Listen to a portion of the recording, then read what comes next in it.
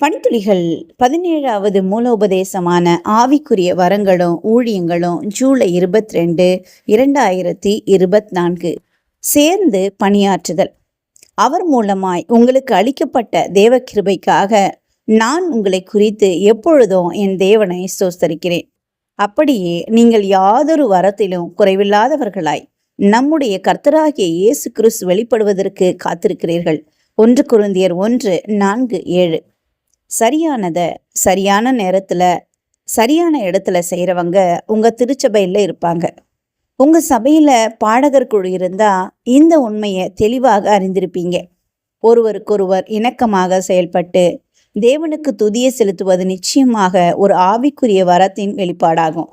ஆனா பார்வையாளர்களை நம் குடும்ப அங்கத்தினர்கள் போன்று உணரச் செய்யற வகையில வரவேற்கிறவர்களும் அப்படிப்பட்டவங்க தான். ஆலயத்தை சுத்தமாக்குறவங்க, திருச்சபை நிகழ்ச்சிகளை ஏற்பாடு செய்கிறவங்க, காணிக்கையை பாதுகாப்பாக வைத்திருப்பவங்க என திரைக்கு பின்னால வேலை செய்கிறவங்களை நான் மறந்து விட முடியாது. பண விஷயங்களில் நீங்கள் வரம் பெறாதவர்களாக இருக்கலாம், ஆனால் உங்கள் சபை பொருளாளருக்காக நன்றி சொல்லலாம். மக்களை வரவேற்கிற வேலையை செய்கிறவங்களுக்கு சகஜமாக பழகுகிற ஆளுமை வேண்டும். சுருக்கமாக திருச்சபையில் முக்கியமான பணிகளை செய்கிறவங்களை பார்க்கும்போது அது எப்படிப்பட்ட பணியாக இருந்தாலும் அவங்க சபையாகிய சரீரம் செயல்பட உதவுறாங்க என்பதை நினைவு கூற வேண்டும். வெவ்வேறு காரணங்களை அடிப்படையாக வைத்து நமது ரசனைகள் உருவாகலாம் என்றாலும் நமக்குள்ள வரங்களை தேவன் நமக்காக செய்துள்ள ஏற்பாட்டின் வெளிப்பாடாகும். 1 கொரிந்தியர் 12:4-6 வரைக்கும் இதை வாசிச்சு நம்ம புரிஞ்சுக்கலாம். ஆனால் இயேசுவின் மீது உள்ள அன்புதான் நம்ம ஒன்று சேர்க்கிறது. நம் வரங்களை பகிர்ந்து கொள்வது நம் சபைக்குள் நல்லிணக்கத்தை உருவாக்குகிறது.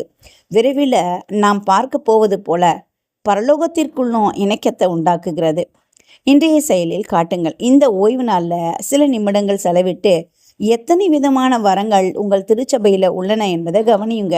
இன்றைய ஆழமான ஆராய்ச்சிக்கு நீதிமொழிகள் 27:17, ரோமர் 12:16, வெளிப்படுத்தல் 7:9 கொடுக்கப்பட்ட வசனங்களை ஆழமா தியானிங்க. இந்த நாள் உங்களுக்கு இனிய நாளாக இருக்கட்டும்.